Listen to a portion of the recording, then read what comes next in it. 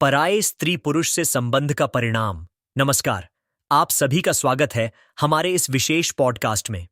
आज हम एक ऐसे विषय पर चर्चा करेंगे जो न सिर्फ हमारे समाज और संस्कृति से जुड़ा है, बल्कि नैतिकता और आध्यात्मिकता से भी इसका गहरा संबंध है। यह विषय है पराये स्त्री या पुरुष से संबंध बनाने का प्रभाव और इसके परिणाम।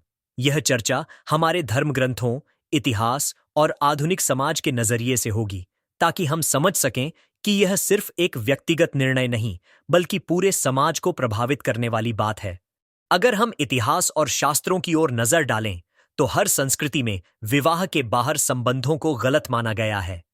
खासतौर पर भारतीय संस्कृति में, जहां विवाह को 7 जन्मों का बंधन कहा गया है, वहां पराई स्त्री या पराये पुरुष से संबंध को पाप और अनैतिक आचरण माना जाता है।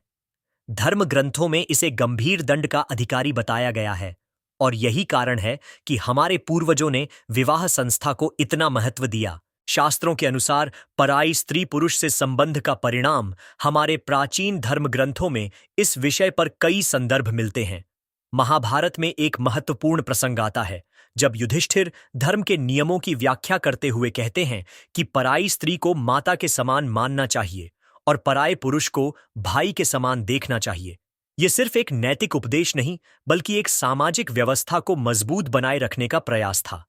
गरुड़ पुराण में कहा गया है कि जो व्यक्ति किसी और की पत्नी या पति के साथ अवैध संबंध बनाता है, उसे मृत्यु के बाद घोर यमलोक में जाना पड़ता है। वहां उसे कठोर दंड भुगतने पड़ते हैं। कुछ कथाओं में यह भी बताया गया है कि ऐसे लोगों को नरक में जलते लोहे के तवे पर बैठाया जाता है, जहां उनकी आत्मा तड़पती रहती है। रामायण में भी एक उदाहरण देखने को मिलता है, रावण का हश्र। उसने पराई स्त्री यानी माता सीता का अपहरण किया, जिसके कारण अंततः उसका संपूर्ण कुल नष्ट हो गया।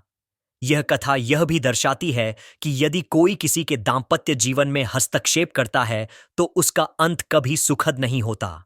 अब अगर हम वर्तमान समय की बात करें, तो विवाहेतर संबंधों के कारण कई परिवार टूट जाते हैं। पति पत्नी के बीच विश्वास सबसे महत्वपूर्ण चीज होती है, और जब यह टूटता है तो पूरा परिवार बिखर जाता है। खासकर बच्चों पर इसका गहरा असर पड़ता है। माता पिता के बीच का तनाव बच्चों के मानसिक स्वास्थ्य को प्रभावित करता है, जिससे उनका भविष्य भी अंधकारमय हो सकता है। आजकल कई लोग तर्क देते हैं कि प्यार किसी भी बंधन से मुक्त होना चाहिए, लेकिन सवाल यह उठता है कि क्या यह व्यक्तिगत स्वतंत्रता किसी और की भावनाओं को ठेस पहुंचाने का अधिकार देती है? क्या यह सही है कि अपने सुख के लिए किसी और की दुनिया उजाड़ दी जाए? यदि हम विवाह के महत्व को समझें, तो यह केवल 2 व्यक्तियों का मिलन नहीं, बल्कि 2 परिवारों का भी मिलन होता है। इसमें प्रेम, विश्वास, समर्पण और त्याग की आवश्यकता होती है।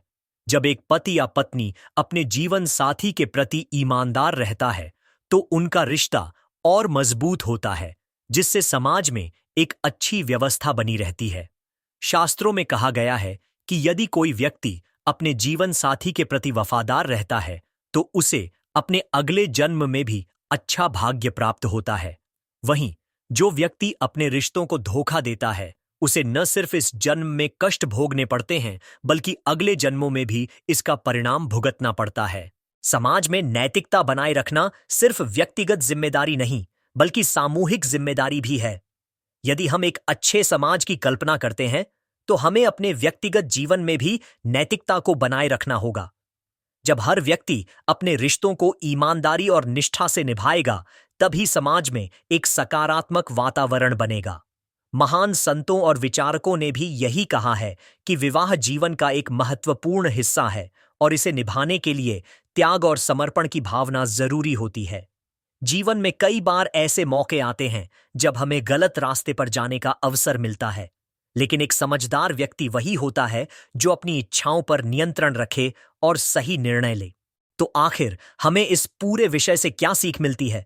सबसे बड़ी सीख यह है कि रिश्तों की पवित्रता को बनाए रखना आवश्यक है। यदि हम एक सच्चा और सुखद जीवन जीना चाहते हैं, तो हमें अपने रिश्तों में निष्ठा और विश्वास बनाए रखना होगा। शास्त्रों में जो दंड बताए गए हैं, वे केवल डराने के लिए नहीं, बल्कि हमें सही मार्ग पर चलाने के लिए है। हमारे धर्म, संस्कृति और समाज की यह जिम्मेदारी बनती है कि हम आने वाली पीढ़ियों को अच्छे संस्कार दें, ताकि वे सही और गलत का भेद समझ सकें। विवाह एक सुंदर बंधन है, जिसे प्रेम, त्याग और विश्वास से निभाया जाता है। इसे निभाने में ही असली सुख है और यही जीवन का सच्चा आनंद है। आशा है कि आपको यह चर्चा पसंद आई होगी और इससे आपको कुछ सीखने को मिला होगा। यह विषय केवल धर्म या समाज तक सीमित नहीं, बल्कि यह हमारी व्यक्तिगत और पारिवारिक जिंदगी को भी प्रभावित करता है। हमें अपने रिश्तों को समझदारी और जिम्मेदारी से निभाना चाहिए, ताकि हमारा जीवन सुखद और सफल हो। आपका बहुत बहुत धन्यवाद।